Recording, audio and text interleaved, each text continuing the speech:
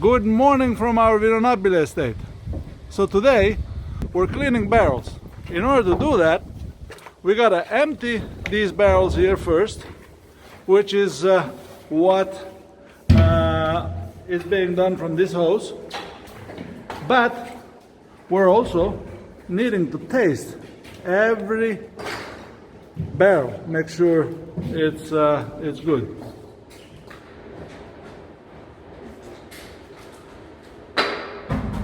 It's okay? Great. All right.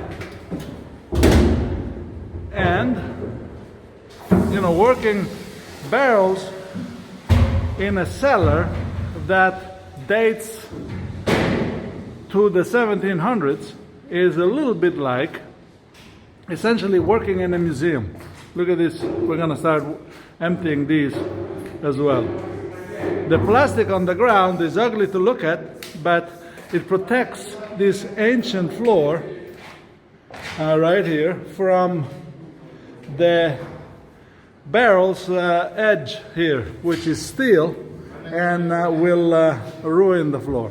So anyways, that's our activity today on our Vino Nobile estate. Until next time, enjoy Carpineto wine.